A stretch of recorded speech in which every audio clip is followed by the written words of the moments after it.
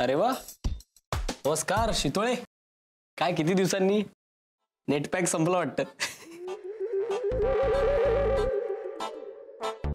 काय होतंय शितोळे? असे माकडाचे चेहरे का करतात? ते काय, त्या मला म्हणाले की आपण माकड झालो तर दुसरे आपले माकड करू शकत नाही. बर, कोण त्या? त्या इथे खाली राहतात. त्या मी जिन्यातनं खाली चाललो तेव्हा त्या भेटल्या ना मला आत्ता. तर त्या मला म्हणाले की माझ्याकडे बघूनच त्यांना कळतंय मला काय होतंय. तिला काही कळलेलं नसणार आहे, ती आपली जनरल चौकशी करत असेल. नाही डॉक्टर, त्यांनी मला छोटस लेक्चर दिलं ते जिन्यात थांबून.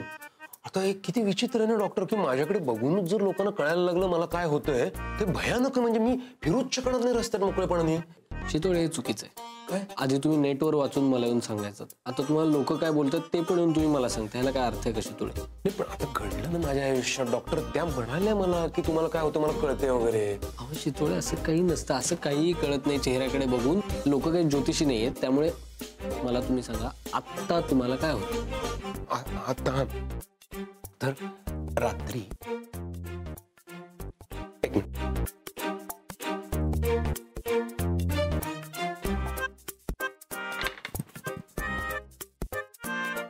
त्या जाहिराती बघतो ना आपण रात्रीच्या वेळी, त्या टेलिशॉपिंगच्या. मी नाही बघत. मी बघतो. तर त्या जाहिराती ज्या लागतात रात्रीच्या वेळी, त्यांना मी फोन करून काही औषधं मागवून घेतली होती. कसलं औषध मागवलं? ते आपलं ते याचं, अहो ते याचं म्हणजे ते आपलं सेक्शुअल पॉवर वाढवण्याचं औषध मी मागवलं. हो शितोळे, तुम्ही 1000 वेळा मला सांगितलं की तुमचं सेक्स लाईफ उत्तम चालू आहे, तर मग कशाला हे औषधं वगैरे मागवली? पण डॉक्टर कसं आहे, आपल्या आयुष्यात प्रगती नको का व्हायला? म्हणजे बघा, आता माझं सेक्शुअल लाईफ समजा या लेवलला आहे, तर समजा औषधं घेऊन ते अजून वरती जाणार असेल तर काय हरकत आहे ना. आणि अहो त्या जाहिराती इतक्या सुंदर, इतक्या अशा मोहक होत्या ना की मी लावलाच फोन आणि मागवून घेतलं औषध. आणि काय होतंय की ते मी औषध मागवलं, त्याच्या मी 2 बाटल्या मागवल्या. 2 बाटल्या मागवल्यात? नाही, कारण 2 बाटल्या घेतल्या तर एक रोटी मेकर फ्री होता त्याच्यावर, म्हणून मी 2 बाटल्या मागवल्या. मला सांगा, प्रॉब्लेम काय होतोय? हा प्रॉब्लेम असा आहे की मी ते औषध घेतलं, दुधात मिक्स करून घ्यायचो मी ते मी औषध घेतलं, पण 2 आठवडे झाले मला म्हणजे आपली सेक्शुअल पॉवर जी आहे ती वर जाण्याऐवजी खाली यायला लागली. मग ह्याला काय अर्थ आहे? म्हणजे अशा जाहिराती करतात तुम्ही आणि मग त्याचे परिणाम कसे होत नाहीत चांगले, आणि मग साईड इफेक्ट्स कसे? शितोळे, मी दिले औषध, मग माझ्यावर का ओरडताय? तुम्ही घेतले औषध तुमच्या मर्जीने, बरोबर? तुम्हाला किती वेळा सांगितलंय मी, डॉक्टरांना विचारल्याशिवाय आणि असं टीव्हीवर बघून, नेटवर वाचून हे अशी औषधं घेता तुम्ही आणि मला येऊन सांगता की साईड इफेक्ट झाले. ह्याला काय अर्थ आहे? हा डॉक्टर प्लीज तुम्ही असे ऍग्रेसिव्ह होऊ नका, मला खूप घाबरायला होतं. सॉरी. म्हणजे तेवढ्यावर ना तुझं म्हणणं आहे ती प्रेग्नंट आहे? कसं शक्य आहे? कसं शक्य आहे म्हणजे? उद्या तिच्या टेस्टचा रिझल्ट आल्यानंतर ती आपल्याला कळवणार आहे. तोपर्यंत आपण थांबून राहायचं का? मी चालले पुण्याला. ए इकडे काय अगं, उगाच हवेत गोळीबार कशासाठी करतेस तू सगळं कळल्याशिवाय? अगं आधी नीट कळू दे, मग गरज असेल तर जाऊया पुण्याला. गरज असेल तर? व्हॉट डू यू मीन गरज असेल तर? अरे आय एम शुअर ती प्रेग्नंट आहे. अभय, इतका थंड कसा राहू शकतोस तू? सर्जन आहेस ना तू? रिलॅक्स आहे ना का? अगं अनॅस्थेटिस्ट आहेस ना तू? कुठलेही निर्णय घाई गर्दीत घ्यायचे नसतात, हे मी तुला सांगायला पाहिजे का आता? जरा शांतपणे घे, जरा कळू दे सगळं आपल्याला, मग आपण पुण्याला जायचं का नाही ते ठरवू, त्याशिवाय जायचं नाही.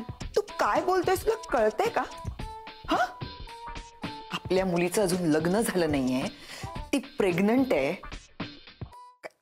काही वाटतं तुला? अरे बाप आहेस तू. काय चाललंय तुझं? आय अंडरस्टँड, आणि बाप आहे म्हणूनच सांगतोय तुला, शांतपणाने घे जरा. शांत रहा. तुला मी कितीही पटवून सांगितलं ना तर एखादी छोटीशी गोष्ट सुद्धा मी तुला पटवून देऊ शकत नाही. मी आई आहे, मलाच काहीतरी केलं पाहिजे. तुला काहीच वाटत नाही. तुझं चालू देत, मी चालले पुण्याला. रिलॅक्स. काय वेडेपणा चाललाय तुझा? आणि मला काही वाटत नाही म्हणजे? सगळं नीट कळल्याशिवाय आपण पुण्याला जाणार नाही आहोत. That's it. ओरडत नाहीये, पण नाहीतर तू ऐकलं नसतं ना. आणि झोपायला जा. मी आहे.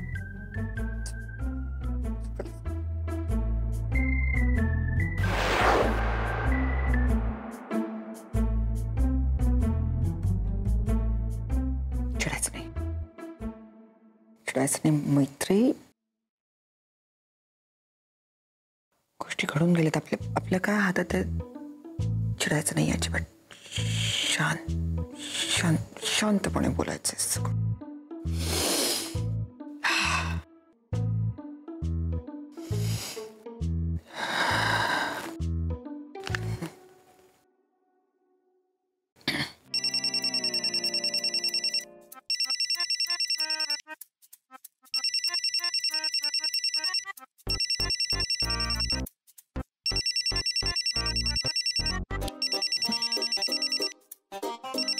ए यार उद्या ना.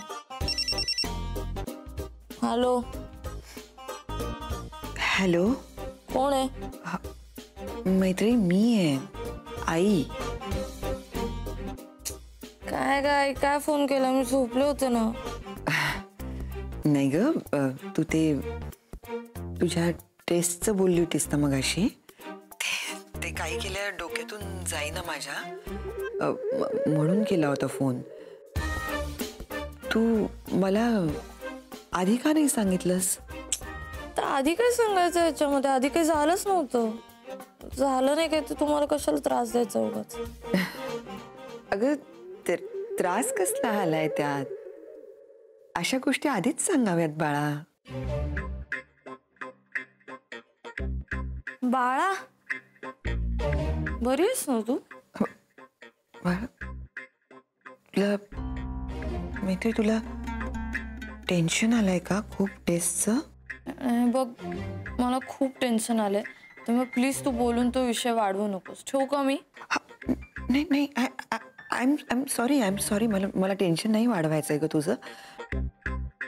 मी नाही विचारणार तुला, पण मी एक विचारू का तुला? मी येऊ का तुझ्या बरोबर टेस्टसाठी? नाही म्हणजे कसं आहे, मी नुसती आई नाही आहे ना तुझी, डॉक्टर सुद्धा आहे मी. ए आई, हे बघ काही गरज नाहीये. सौमित्र पण डॉक्टरच आहे. तो आला होता गेल्या वेळी.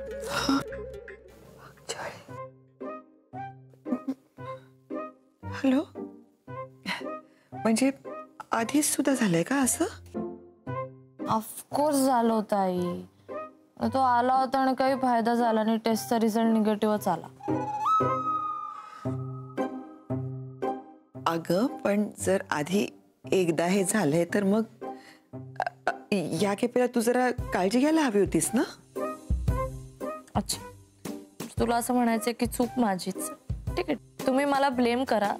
सतत ब्लेम करत राहू द्या. माझी टेस्ट आहे आणि तुम्ही ब्लेम करा. थँक्यू.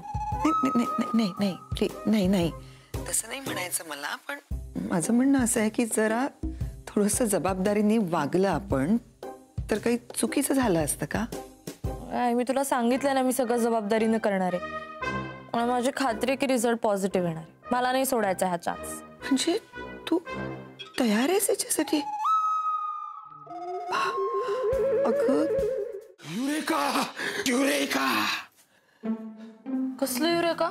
थांब थोडं संशोधन अजून बाकी आहे. हे जे तू सगळं तुझ्या आईला आता सांगितलंस की टेस्ट वगैरे ते सगळं जाऊ दे, पण तू ड्रायव्हिंग टेस्ट आहे हे स्पेसिफाय केलंस का?